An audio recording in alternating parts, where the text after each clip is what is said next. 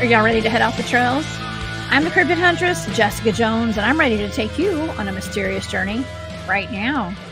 We welcome you to Off the Trails right here on the Spaced Out Radio's YouTube channel. If you guys haven't hit subscribe yet, please do. We would love to have you. And shout out to Bubblefoot for that badass intro music. I always appreciate it. You guys, please go follow us on Spaced Out Radio. All over social media, it's at Spaced Out Radio. And on Instagram, it's at Spaced Out Radio Show. You guys can follow me at thecryptidhuntress.com. That's my website. I'm the Cryptid Huntress all over social media, except for on X. I believe I'm Huntress Jessica. Okay, so y'all go find me over there. And yeah, if you guys would like to support our work here at Spaced Out Radio, please go become a member of our Patreon. That's the Space Travelers Club. And also, I have a Patreon myself over. It's called the Cryptid Huntress, of course, on Patreon. And I have a shop. It's called War Woman Goods. Thank you guys so much for all your support. I do appreciate it. I also have my own YouTube channel. Y'all go over there and give me a subscribe. That's the Cryptid Huntress, of course. All right. We have a fantastic show for you guys tonight.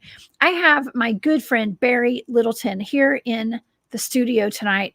We're going to give you guys a great show. We're going to be talking about solid stone technology, petrified giants, and so much more. And right after this show, I do not believe that After Hours is going to be live tonight. I think that they're off, just like Dave Scott's been off for the past week or so. They are doing some construction here on the channel. So there's no show after this one. But you guys have me for the next hour. All right. And we're going to have a really good time.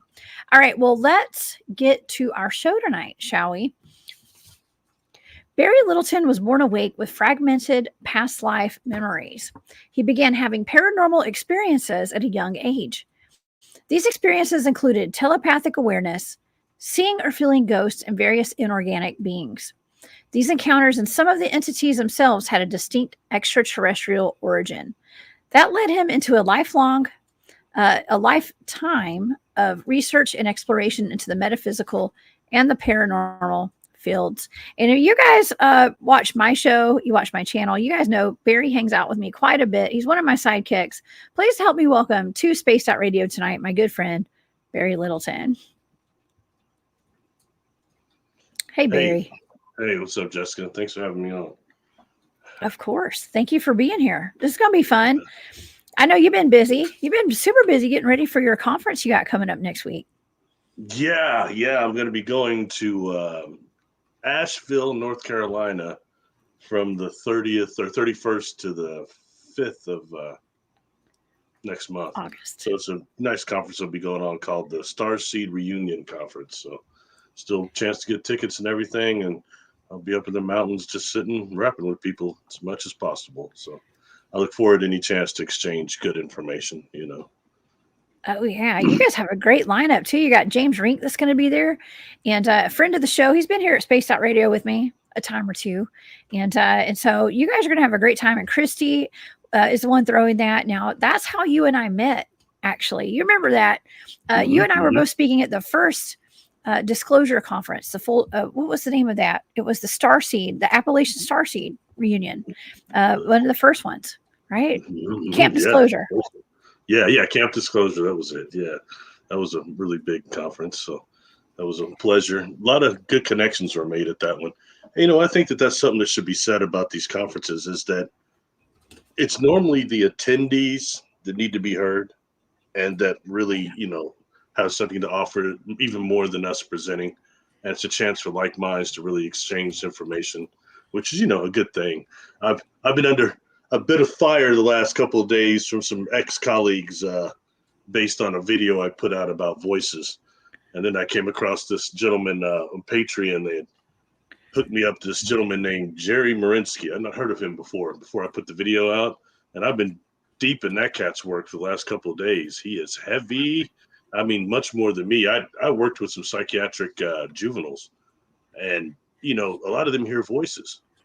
And I used to ask, you know, what do the voices say? And they'll tell you. You know, it was always negative stuff. And you ask them where the voices come from. The responses were always, oh, they're parts of me. And things like that. You know, we hear about demon all the time when we look at scriptures and things like that, but suddenly those don't exist anymore.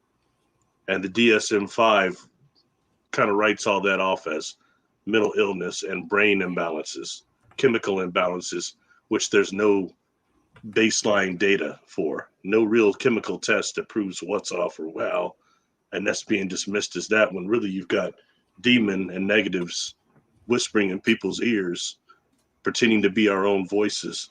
It's another major way we get influenced, on top of the other ways, them using us with trapped emotions. And anyway, so we're not here to talk about that. So just, it's interesting because sometimes I think truth fails to snake oil salesmen. I feel you. I feel you on that. And yeah, there's a lot going on in the world right now, and a lot of craziness, and people are having a hard time wrapping their heads around everything that's going on, and trying to cope with all the there's a lot of trauma. Okay, a lot of trauma going on in the world right now, and a lot of attacks and spiritual attacks and stuff, and including with myself. My goodness, like it's just like I wake up and every day it's like I really have to do extra protection energetically around myself, because of, I just have a lot of energy coming at me every day, and it's good and it's bad. A lot of it's kind of bad. All right, so it's just part of life right now. I try to warn you as such. You're starting to get much better known, and with that come a bunch of haters. Even if you didn't mean to get well known or anything, you're just doing it for fun. It doesn't matter. The haters come, and let the haters hate. Nothing you do about that. Right. Yeah. Well, you ain't doing it right if you ain't got haters. Okay, I know that's wild, right? That's pretty wild. Absolutely, absolutely. But there's a lot of good people out there too, and that's what this is all about. I think it's really a chance for humanity to save itself is what we're being given, and hopefully we make the right shift and the right conscious choices that people like your son have a future, and his kids. Right now, I'd be worried. Yeah. Oh man, I can only hope the kids like my son are in charge one day. I know he's a little out there. He's very strong-willed, but that's what we need right now. Okay, that's what we need. We need a bunch of strong kids. We need to teach them right, and so that's what we're doing. And so he loves some of the stuff that we've been talking about lately, including these like petrified giants. Of course, he's into the skinwalkers and the vampires that I've been talking about. But he's even into the history of stuff, the hidden history that we've had. A lot of things that I'm discovering these days have been covered up. Mm-hmm. These strange structures that we have, okay, where they look like animals, but they're mountainsides, and giants, but they're mountains. And I was out in the woods doing that dogman hunt about 3 weeks ago, and we came across what this man told us was a petrified dragon out in the woods of Alabama. So I've been doing some deep dives, Barry. I know you have too. And I can really appreciate your research on the stone technology. And I thought that'd be a great thing to talk about tonight, because, you and I were, unfortunately, you didn't get to go to the Florida conference with me. I was down at the Full Disclosure Now conference, and you weren't able to make it down there. But I brought a slide to show tonight from the conference, because what we're going to talk about tonight is one of the most important things that I think I talked about at that conference. And that is it was kind of like you remember that UFO that crashed in Russia? It was not a crash. It was actually shot down with a missile. And 23 Russian soldiers turned to stone, okay, as a result of that crash. 2 of them survived. And it had to do with some kind of technology of these beings that came out of the spacecraft. As it was shot down, they formed into an orb, and an electric, like some kind of force, shot out when they turned into that orb, and they all turned to stone, except for the 2 people who took cover. And so it seemed as though there was some sort of technology that turned those people to stone, and their bodies completely changed chemical makeup, totally changed. And this is in a declassified Russian KGB document and CIA document as well. And I guess, Barry, I could show it before we get the show started. Yeah, I like to see it because that gives a little bit of validity to it. Otherwise, this kind of sounds like a phantasmagorical story. Oh, no, this is real. I actually have the document in my hand right now. I have the document in my hand, and this was Isn't that the from a Inquirer? FOIA. Not the Inquirer. No. I'm just Well, kidding. that at the bottom is. I'm just teasing you. I'm just teasing you. I'm sorry. I'm just teasing. No, the document at the bottom is probably. It's from Star, for all I know. Okay, but the one at the top, the one that document hiding behind that ET right there. Okay, this is actually from a Freedom of Information Act request, and this was created. Okay, so it was requested back in 2015. This actually was published. This KGB document was published on March 27th of 1993. Okay, it says the U.S. intelligence, they had obtained a 250-page file on the attack by a UFO on a military unit in Siberia. The file contains not only many documentary photographs and drawings, but also testimonies by actual participants in the events. One of the CIA representatives referred to it as a case as a horrific picture of revenge on the part of extraterrestrial creatures. The picture would make one's blood freeze. According to the KGB materials, a quite low-flying spaceship in the shape of a saucer appeared above a military unit that was conducting routine training maneuvers. For unknown reasons, somebody unexpectedly launched a surface-to-air missile and hit the UFO. It fell to Earth not far away, and 5 short humanoids with large heads and large black eyes emerged from it. It stated that in the testimonies by the 2 soldiers who remained alive after freeing themselves from the debris, the aliens came close together and then merged into a single object that acquired a spherical shape.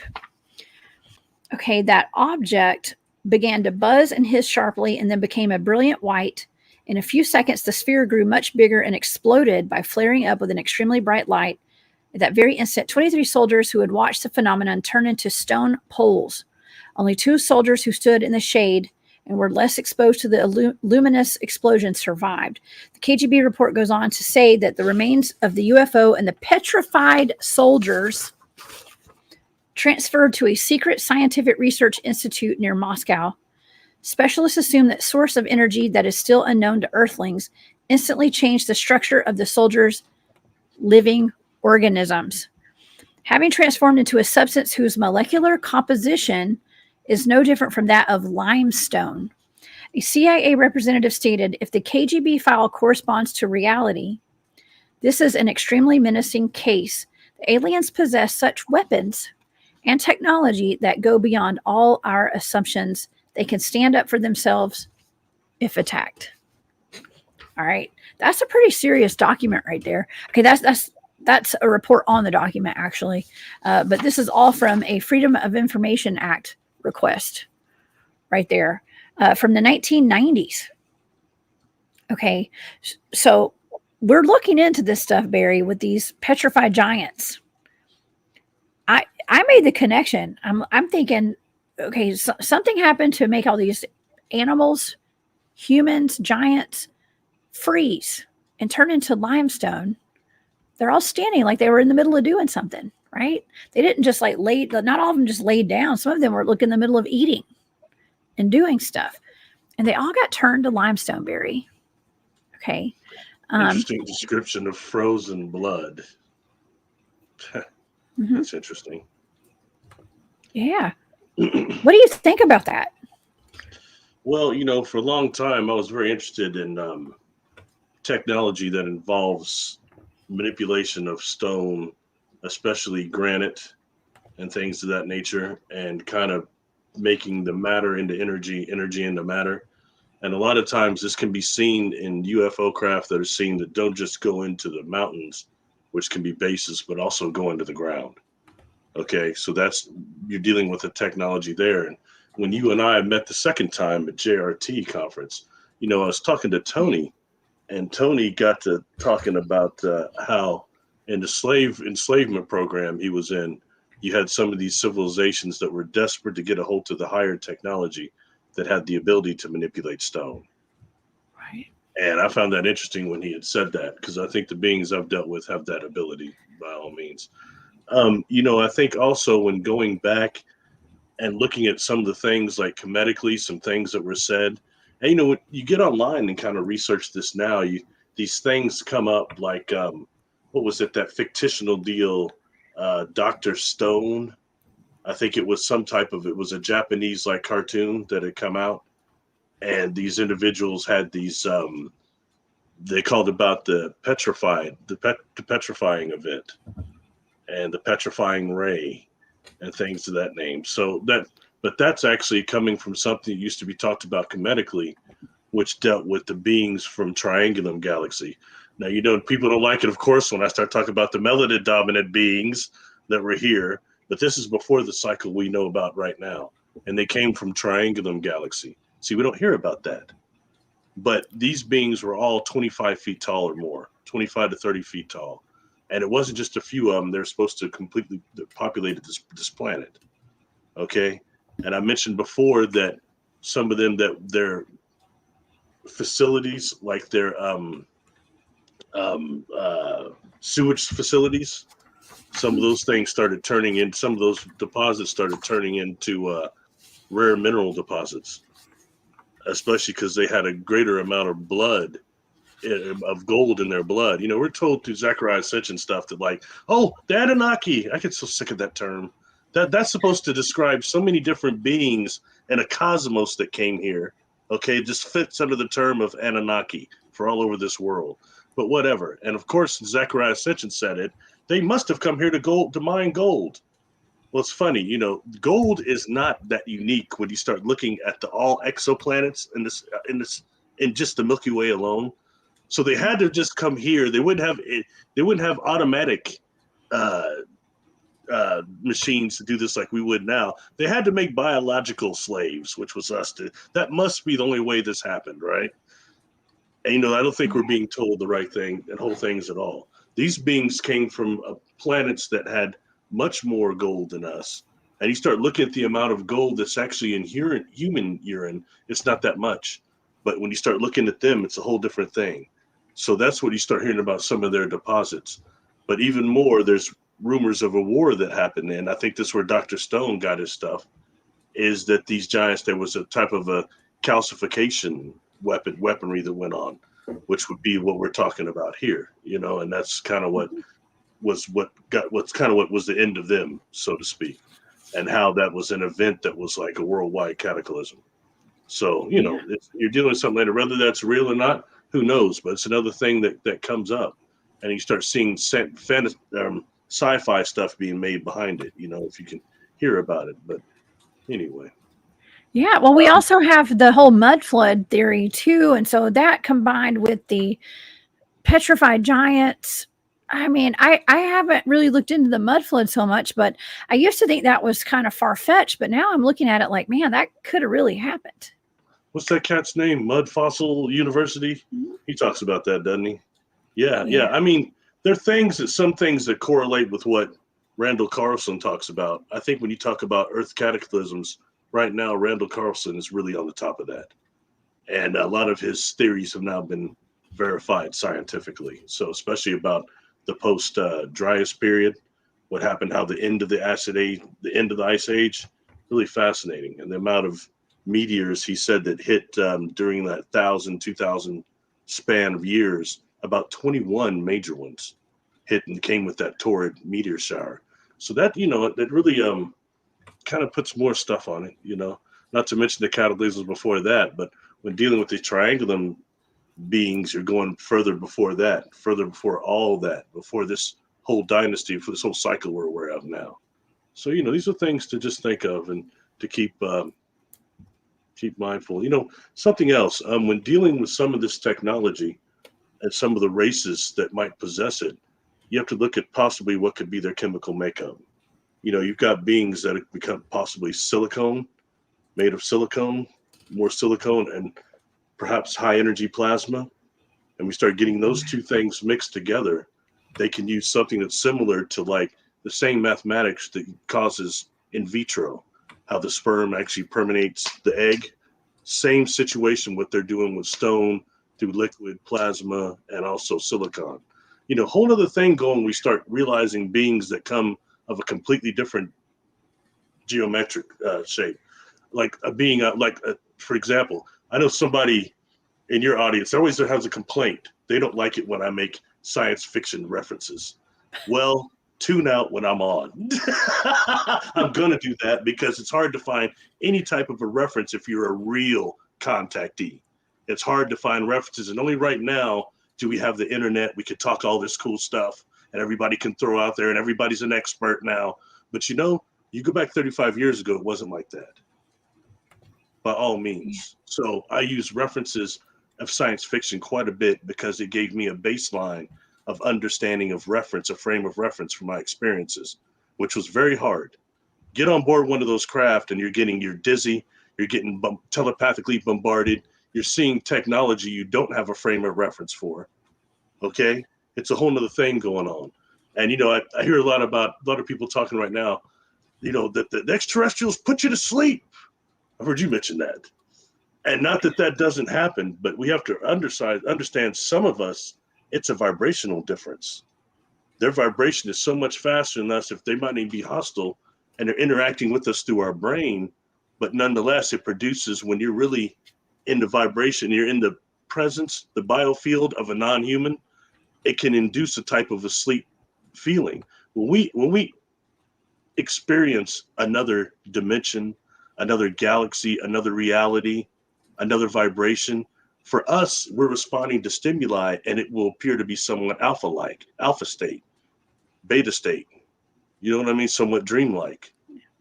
So people need to be aware of that. And those of us that do hypnosis, you know how easy it is to put someone under hypnosis, really. It's not difficult. Okay. And people are really much more susceptible to it than we think. Especially people say, I can't be hypnotized. Huh, right. They're the easiest.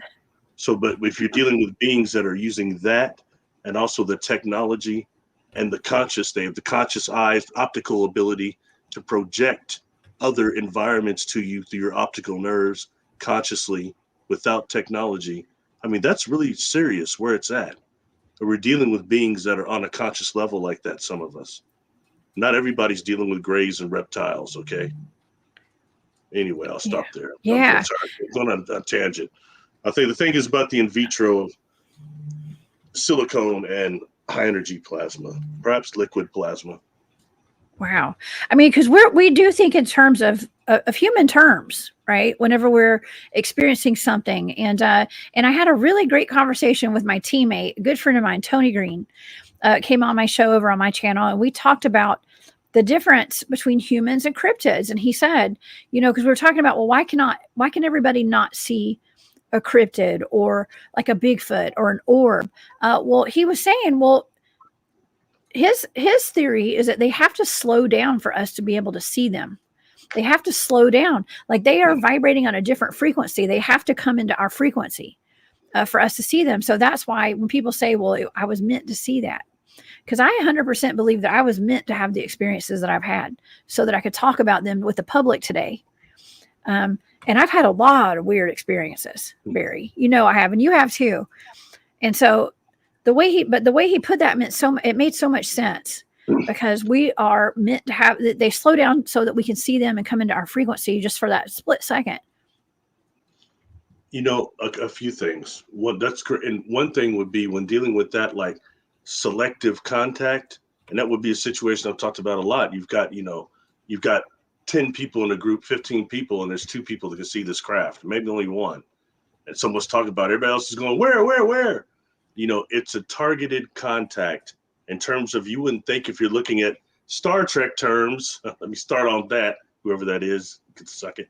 Anyway, if you start looking at that, you would think that the whole Federation would be stopping what they're doing just to make contact with you on the collective conscious level. And that's exactly what's happening. You know what I mean? Number 2, to kind of confirm what he's saying, like the craft I've been on board, one of them especially, it was being, I believe, slowed down enough so that I could physically exist there, and that they could also, and that thus some of the beings are corporeal like you and I, they're third dimensional, and others are kind of phased out, look almost holographic to a deal, because they're not fully materialized into this dimension. But yet this craft that is enough for me to exist and them was not healthy for me, in terms of I was dealing with that stuff that some people laugh at it, but that's a term they put in my mind, temporal aphasia, which is that type of sickness that feels like being on a merry-go-round, a roller coaster going down when you lose your stomach, but it doesn't stop. Then you're breathing in weird ammonia Windex smelling stuff. You're getting bombarded telepathically. Okay. And it's a whole other thing going on. But that, I believe that sickness, that aphasia comes because that environment isn't really suited for these third dimensional bodies. That's why a lot of people, they take them in dream body or energy body. Those bodies don't conform to the same physical parameters of this body. So therefore, those people have experiences and not getting sick and throwing up like I am. That about ruins the whole thing, you know? Yeah. Well, okay. I know. Okay. So I know when we're talking about like the giants and the petrified giants, I've made the connection. We've made this connection between the UFOs and the technology that these extraterrestrials had with the petrified giants. Okay, now I don't know who else has made this connection, but I've made this connection. It was through that remote viewing target that I had of this UFO experience where these soldiers were turned to stone, petrified. Okay, so there's 100% a connection now. Let's examine that for just a second, Barry. Okay, because the claim is that a heat-seeking missile or some kind of missile took out this UFO. That some of the men, they got nervous and they shot it down because they were scared, and it crashed. And these 5 extraterrestrials came out of this craft. They formed into an orb. You and I have seen a video of an ET forming into an orb. We've seen it. So they formed into an orb, but the force of it shot out and is what turned them to stone. Is this anything you've ever heard of before, Barry?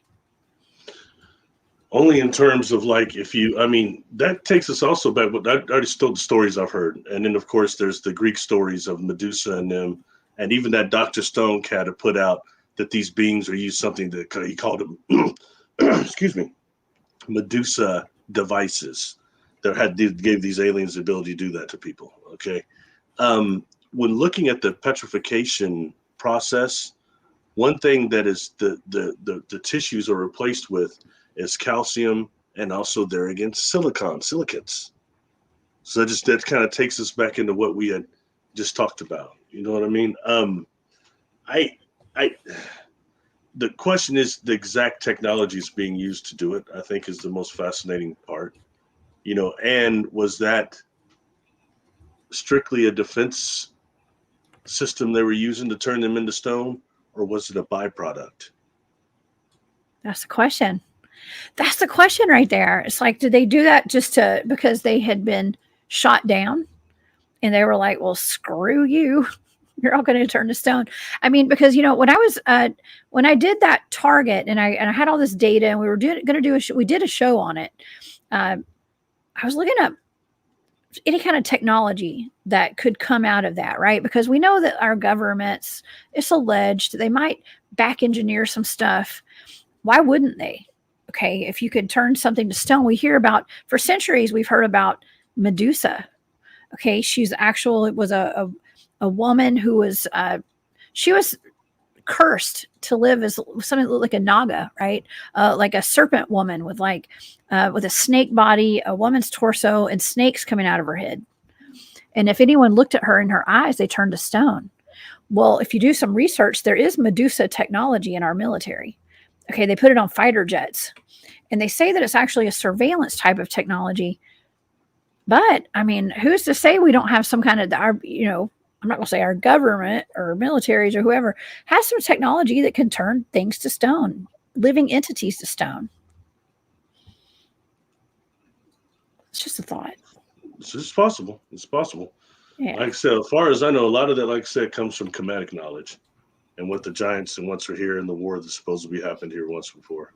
So that's, that's the only thing I could say, and again, I think it's even more interesting to know which entities are actually using it, what group, because so much of what we hear, let's face it, so much of what you hear in ufology and in these new age circles is not what contact is like at all. I mean, I'm just being honest, very, very little of it. And I've been seeing that since I was a teenager, trying to read about this stuff, trying to understand what the heck was happening to me. And I couldn't find the right information. Not anybody looked like me. No extraterrestrials looked like me either. No contactees or extraterrestrials. That was disconcerting. But they didn't look like the beings I was experiencing either. You know what I mean? So the stories weren't the same. So stuff like that. And that's why I hope that what's happening now with what you're doing and a lot of people are doing this communication is building a new tapestry, that is beyond what the things that we know, And I think that, not to bring up other things, but some of the mini targets you and I have done on your other show verifies a lot of stuff. And it supports some things and connects some things that weren't connected before, even for me, So I don't know that much, I could look cool because it's cyberspace. So everybody looks smart in cyberspace. You meet me in person, you'll be disappointed. I'll be asking me a question. I'm probably going, doy, and then you're like, that guy sucks. No, you don't suck, Barry. That's funny. No, Amy, I want to thank you for that super sticker. Thank you. Spaced Out Radio appreciates you, and so do we. Thank you so much, Amy. You're awesome. I got to hang out with Amy down at the Full Disclosure Now conference down in Florida. And Barry, gosh, I wish you had been there. We met some beautiful people, including Amy. So, yeah. Hello, Amy. I got a message from Amy today. I'll be responding after the show. So, thank you, Amy. Yeah. Yeah. Well, I don't know a whole lot myself, Barry, but I am able to do remote viewing, and I'm just a channel for the information. Okay. So whenever all this information comes out, it's just the information. It's because I'm trained in remote viewing. Okay. It doesn't mean that I know all this information because I've studied it. Okay. We're just getting a whole lot of data. It's data. All right. But through that data, we're able to really dig into some of these topics, just like this with these petrified giants and that UFO crash. Hey, question. In that article that you read about the beings that turned the soldiers into stone in Russia, did they describe what the beings look like in that article? Let me see here. Well, let's see. I don't remember. I think they were kind of, they just said extraterrestrials, if I'm not mistaken. They just said extraterrestrials. It said they called them aliens. They said 5 short humanoids with large heads and black eyes emerged from it, stated in the testimonies by the 2 soldiers who remained alive, that after freeing themselves from the debris, the aliens came close together and merged into a single object that acquired a spherical shape. Okay. We have seen that in a video. You and I both have watched as an orb flew past the camera, landed in a backyard. It turned into an ET, with a large head. There's a couple of them. And it ran around. It was at least 1 or 2. 2 of them. Yeah, there were 2, I think. I think it was. You know what? And those look very much like they moved weird, but they looked like grays to me. And what they just described there sounded like grays also. And we're dealing with technology that can be shot down by us at all. Okay, the ships I've saw that I've been on board, they couldn't shoot those down. I don't even think, not even at this point with our technology currently. But these ones from these lower civilizations that are more advanced than us, but they're more susceptible to our technology. That's another indication of that, or indication it could have even been, we got to use the word, the crypto-terrestrials. Could have been them. I mean, it's good food for thought, but it's, and not to mention when you're dealing with that type of technology, are we dealing with the interdimensional factor or multidimensional factor? It may not even be out of space, out of space, as much as right here on Earth in a different density, a different vibration. Kind of like that book, Earth, the Only Planet of Choice, by Phyllis Schremer, where Gene Roddenberry is one of the people that's asking the Chandler questions. And they talk about these things they pronounce it with an S, civilizations. Civilization. And these civilizations are kind of like what I was taught, that the dimensions and densities of Earth is like the layers of an onion, that many of them. And it doesn't take many vibrational just to go to an entire different frequency. And we start doing things like, detonating hydrogen bombs and things of that nature right here on this planet, rips in, dimensions and destroys things in dimensions in that area particularly. These are things we got to take seriously. And then on top of that, that leaves these rifts and these openings. What comes through that we can't deal with? That we're not being told about, Oh yeah, there's no telling what all's been coming through portals and stuff. I can't remember who it was. Somebody sent me some information about something that was coming out of portals in Antarctica. Okay, and maybe that's why that we're not really allowed to go down to Antarctica. Not that I don't want to go to Antarctica, really. I mean, maybe if there's something cool that wasn't going to eat me, I might go. You know, I saw something today, and it was just one of those clips, those little shorts, and it's Neil Tyson deGrasse, who I've got some issues with on some things, but that's another. We won't go into that. But he was talking about when he was in college, he did a expedition to Antarctica, and he was on a sled and this other stuff. And he talked about not being able to get to his destination because of a huge ice wall that was not natural, that was as far as the eye could see, and he saw no breaks in it, that's why he could not go through. And when he gets back to wherever it was, he was getting his supplies, because he said he was going that way, and the guy give him the supplies, his doctor said, oh. And when he comes back, and the guy says, huh, what do you know? Another scientist that sees what this world is really like. Yeah, it's Neil Tyson deGrasse. He was talking about that on the Joe Rogan show. Kind of interesting, you know, because he's pretty much about he's about as square as this TV I'm looking at you on. Yeah. Shit. But as far as especially spiritually, I think he's lost. But that's not even the point. Let's argue with Terrence Howard. That's much more important. About 1 + 1 is 2. Who cares? Anyway, I'm gonna get myself in trouble. I better shut my mouth, man. Oh my gosh. Yeah. Okay. So I've talked about that before too. I know we've got Gerald and Jane are in the chat today from Midwest Night Watchers. We did a show on that, and we were just discussing the flat Earth theory. Okay, we were not saying either way it was right or wrong. Okay, if it's round or flat. I personally have always believed that it's round, that our Earth is round, but I'm open to debate on that. Okay, at this point, but we did a show on that, and we were actually showing maps that seemed to have what looked to be, if it was a flat Earth map, and it had like what looked like an ice wall all the way around the edges of this map, and some people claim. They think that, and I think the question that I posed on that show was, is outer space actually just beyond the ice wall? Man, that was actually some deep conversation that we had on that. And it sounds crazy, but what doesn't sound crazy that we talk about? Okay.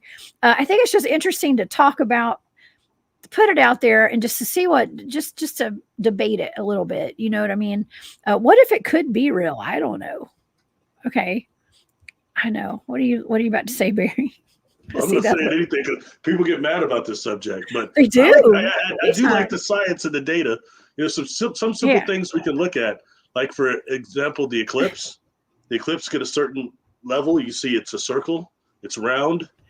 If the Earth was flat, it would be just a line.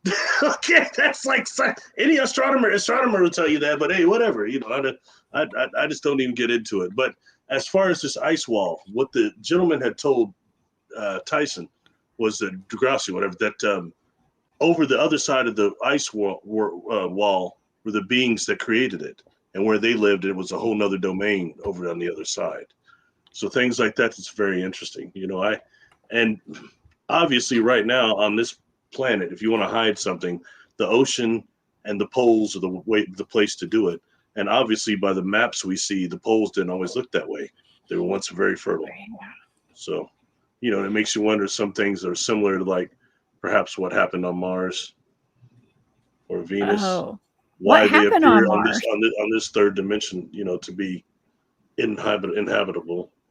I believe there's some type of a war. Here's that gentleman that talks a lot about the thermonuclear residuals that appear to be on Mars. And I don't get too far into that, but what he brings up scientifically is very interesting, you know, and when looking at some of the things might have happened there. And something I'll say in regards to something we mentioned earlier is a lot of these, you know, coming up more and more now, excuse me, in these past life regressions I do, when I do want to see the life between lives and immediately the life before this one, the people that were not on Earth. You know, a lot of people still worry that the life right before this one was on Earth, but I'm getting a lot. Like the last client I had a few days ago, they're talking about being in Andromeda. Whole nother thing going on. You know what I mean? And so those type of quote unquote, that name, star seeds, Loosh, these new age Jones, these new age names, but But nonetheless, that term of people who come here from galactic origin and this is their first time here, that's real. I think, again, that's another chance for humanity to be saved. And, for those of us that don't foolishly go into the light and get caught into reincarnation cycle and decide to not be earthbound spirits, right? That's not what happens when you turn away from that, is it? You don't turn earthbound like the earthbound spirit, do you? No way. All the people that are telling you, don't do this, don't do that during the point of death, are they giving you any solutions what you're supposed to do? And did they do it? And what evidence do they have it works? Okay, this is serious stuff. Because when we wind up transitioning, if you don't have your thoughts right, if you don't have your spirit right, things can be very, very tricky. You've got your own guides coming to you to try to help you to go over your life, what you're doing, and you're too busy saying, no, you're archons. Because you've heard people saying that. You don't even know. This is real serious stuff, and I'm sorry. I'm just throwing that out because I did something to you. I'm sorry. I'm crafty, but I threw you a blind target, and you didn't know what it was. How come it was the light? How come you weren't seeing a reincarnation cycle like that institute that starts a lot of this? How come you didn't see that?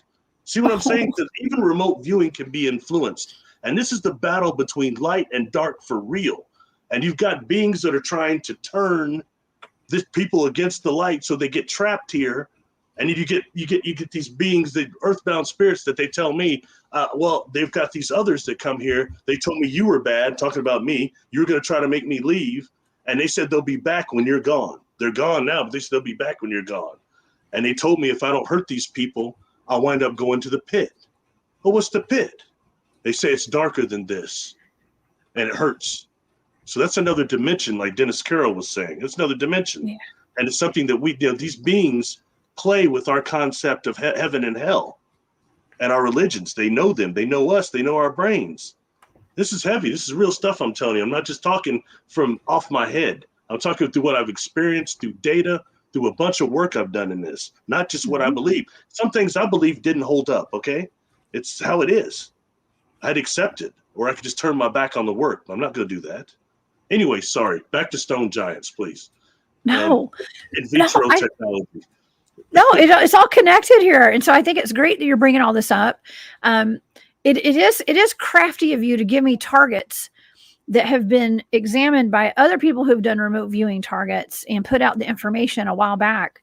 And most of the time, the majority of the time, my data lines up almost exactly with their data. Like with John Vivinko's group, right? With the chupacabra, let's say, for instance. But then that was really odd, right? With the light wars, and maybe we should do a show on that one. Okay, we should probably do a show on that one. I think so. We need some more eggs thrown at us, right? We need that. Yeah. But I mean, seriously, I mean, it's real valid because once again, the data speak for itself, and it shows something. That's something that you admit yourself, is that it's possible for remote viewers to be influenced, especially by inorganic beings. They're able to speak to us in voices. They're able to trick us every other way. Don't think when it comes to this light and dark thing, they're just going to back off. We're not going to interfere with that. Are you kidding me? They're going to be all over that and all over those of you that are remote viewing it right now. That's serious. Yeah. That's 100. All right. Anyway, sorry. Back to in vitro and stone technology. In vitro. Yes. Okay. That's what I think it kind of is like, is scientifically anyway. You know what I mean? Kind of like the way that the pyramids, when they were built levitational wise, that technology operates on the same mathematical principles that allows a sugar cube to float in water. It's something similar to that. And that's something I seem to retain from another life, whatever. But anyway, I think that we're dealing with something similar when you deal with the way this stone technology is being intervened with from either another dimensional level or from another source level, whatever it is that's doing it, whether it be the rays or these type of nanites that they talk about that are capable of doing it too, that's what they were sprayed with. Or I've heard a few different things, and who knows, I'm not an expert on it. But. Yeah, well, okay. You were talking about past lives and what happens when we pass away. And Amy, that's so sad. I'm so sorry. Amy says, I was worried my father was going to be tricked or trapped when he was passing. And that's something I've never even worried about what will happen when I pass. I feel like I've lived many lives. Okay. And I feel like if I've lived many lives, I inherently know what to do. Okay. I don't feel like I'm ever going to be tricked. But that's a thing right now. And you talk about it a lot, Barry. You put it out there, and because there's a lot of like mixed information. I didn't say missed, I said mixed. Okay. Mixed information about that. And look at it like this, okay? Dealing with the technology that targeted individuals are going through right now. You've got several different things. You've got dream technology they're shooting at people. They're trying to manipulate people's dreams to where your dreams turn into memories. Those memories turn into reality. Okay, and they're doing these other things, putting people in audio spotlights that makes you hear the voice of God with that V2K skull technology. That just is carrying on what the dark forces are doing that I talked about, like the demon that talked to those kids and those people that are schizophrenics. Okay, it's the same thing. It's just going on a step further with using the technology through dark forces to make it even worse. You know what I'm saying? So when actually out of the body, if you don't turn your back on the light and on your own guides, you'll find that it's almost like when in hypnosis and being dealt deep, almost late theta delta, you have even more control and more discernment than ever before. And a lot of this technology they're using is stuff on the human brain to project a false light and the stuff like that. That's stuff they're doing to the human brain and messing with the NDE, that level right there, okay? Because I got news, folks, and this is definitely, in every session I've done, is that the divine, whatever y'all want to call it, I call it the superconscious, but QHHT people call it divine overself. The Urantia people call it the thought adjuster. I've heard it called all sorts of things, the divine overself. But that part of us cannot be just overpowered by technology or anything. It has to be consenting to do it. Bottom line. So I'm sorry, that's the way it works. And these people, these beings, don't just overpower our divine overself. It doesn't work like that. Yeah. And when dealing with real trauma, realizing if we can get to places where our real trauma is, and when the mind actually works, like it takes pictures. I do this a lot in hypnosis. The mind takes pictures and then feeds it to the spirit, and it's fed by the spirit. Okay, so the divine overself, the superconscious, is generally pretty much positive. And when you start, if you can bring up your like negative identity stuff, we have a trauma happens, we make a decision right then, and then we normally, that stuff is put in our subconscious. This conscious comes forward and puts in the subconscious, and then it triggers you and traumatizes your life, and you're not knowing it. So dealing with trauma therapeutically like that is very difficult, but you can use things like pictures and imagery to find out where it lies in the brain. And then at that point, you can start the divine overself. If you focus on and work with it, that wire starts actually transforming it into positive, that negative experience into positive. Okay, that's not the right word. I'm sorry. Dissipating the negative into the positive. That's what the divine overself does. See, if more of us were in touch with that all the time, we'd have access to our telepathy. This world wouldn't be the way it is, where these beings are doing what's the word you use, loose, but they're doing this, the war, all that stuff. That's them getting into people's minds. Not all of our thoughts are our own. A lot of them are external. Talk to somebody who's schizophrenic, or listen to what the mass murderers say. Oh, the voices made me do it. They told me to do it. You hear that stuff a lot. But never mind, demon. That's just scripture stuff. They don't really exist. Yeah. You just put a video out about that, right? You just put it. I watched your video. It's about the voices in your head. And I've heard voices before too, but I'm also an empath, and I can communicate with the other side, and I've communicate with cryptids and stuff too. Okay. I've even heard my own voice from across the creek out in the field one night that yelled out time travel. Okay. So I've heard some weird stuff. But I'm one of those people that talks to myself in my head constantly. Like I'm always having conversations with myself or somebody. I guess I'm going to say it's myself in my head all the time. And that's just a normal part of life for me. But I've never heard a voice in my head tell me to do something bad to somebody. See exactly that's those voices. At least The ones I talked to, and then when I got into this guy, Jerry Marinsky's work, I mean, he knows a lot more than me. He's worked with in institutions, a lot of them. He's talked a lot about stuff. He wrote a killer book too. But, same thing. He was saying the same stuff I was experiencing. Just even talking to somebody who's quote unquote schizophrenic, or whether it's professionally or even in my personal life, somebody like that. It's interesting to find out what they're saying and stuff, what they're being told. It's very, very serious, but it's being ignored by psychology right now. And I think the real ways to treat that, you get the drugs, maybe lower things enough to where the voices aren't as loud, to where they can get some real spiritual treatment for it. But that's all it is. Otherwise, it's just a Band-Aid over that, because it's not addressing the real problem. And right now, that stuff is bad on this planet, man. Trauma, schizophrenia, and right now you got a trauma already. We're bringing traumas from past lives that affect these lives, physically get trapped in our exoskeleton, in our organs, and then you get these beings that latch onto that, and they just pour gasoline on the fire and make it worse. And especially if you've already got mental illness. Oh yeah. Well, and you got to think about that technology. They can put these thoughts in your head. I mean, I've talked about how advertisers are able to get into your, cell phone and put it, I guess, like transmit dreams. Okay. Like transmit things into your dreams, like advertisements into your dreams. That's called targeted dream incubation. Yeah. Targeted, I mean, I don't want to wake incubation. Up. I wake up wanting a McMuffin, right? I mean, that's what I always say. I'm like, I'm going to be suspicious if I wake up craving a certain fast food. I'm just saying. Mm-hmm. And now you take it. You take it to the next level. They're projecting more dreams at you. Then they're putting people into what's called a brain-to-brain interface hive mind, and you've got multiple people saying the same thing. Oh, I had a dream that we're special. We're supposed to do this and that. Or we're flying this and that ship. We were doing this and that in disclosure. And other people, oh my goodness, I had that dream too. See, that's being exposed to that dream simulation technology.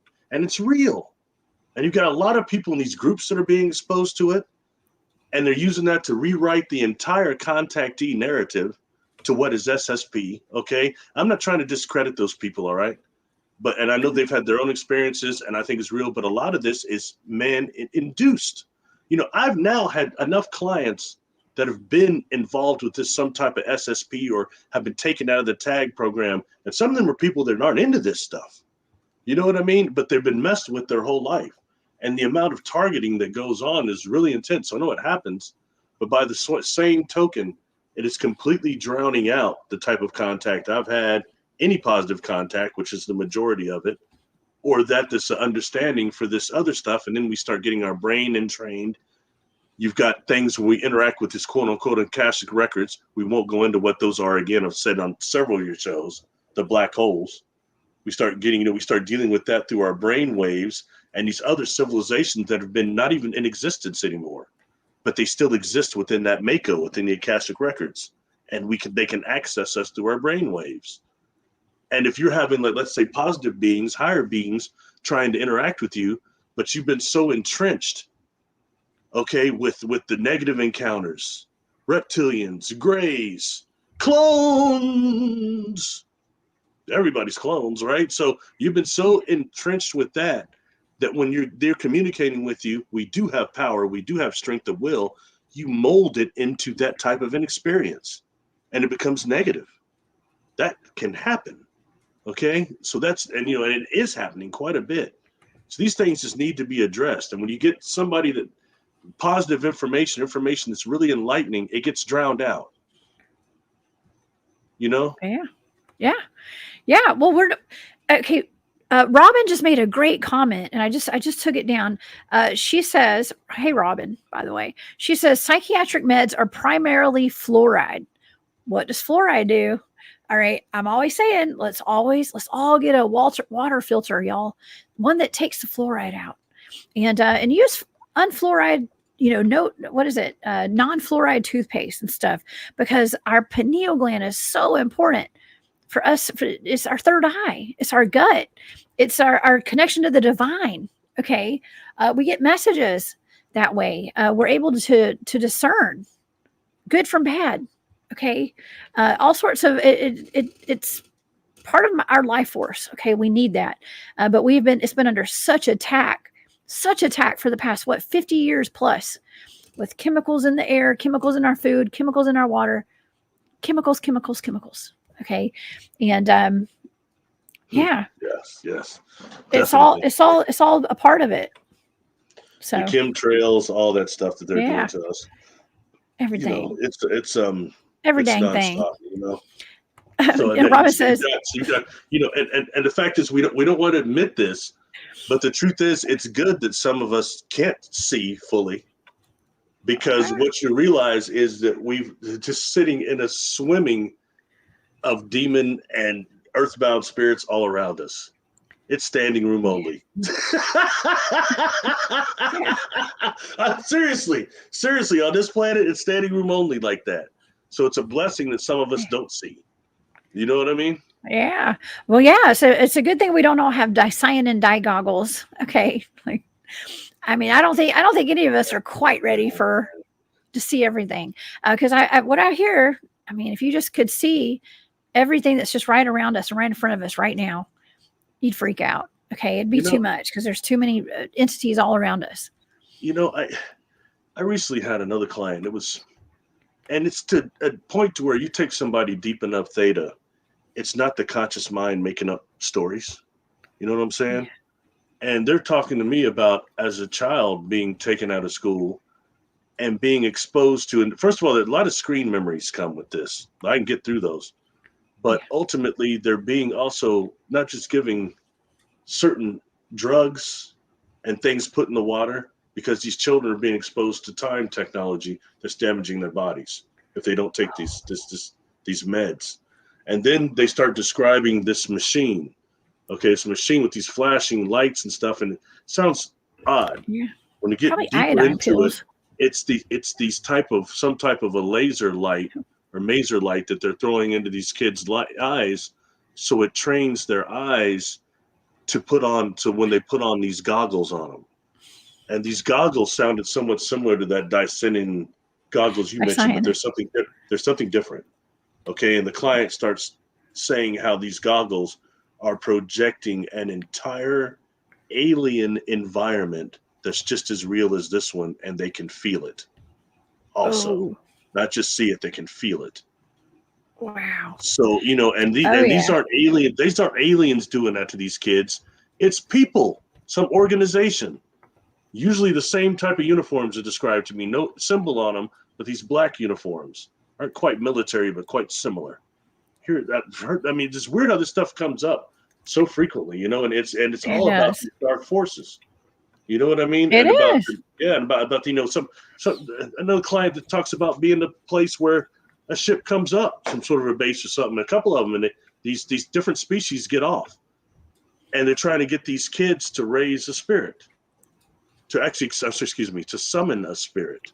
Only they can do it. These other civilizations of this like Legion of Doom from these different factions, they can't do it. They need these human kids to do it.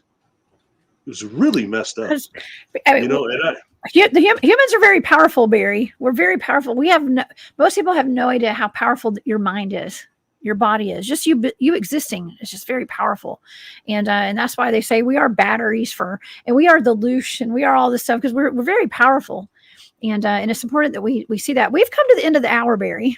So we have come to the end of the hour. This has flown by. Going on talking too much. I'm sorry. No, don't apologize. This has been amazing. What a great show tonight. We didn't talk about stone giants enough, did we? We did. We talked about them. Okay. I went over a KGB document. We're good. Okay, we covered everything. I don't want you to get in trouble.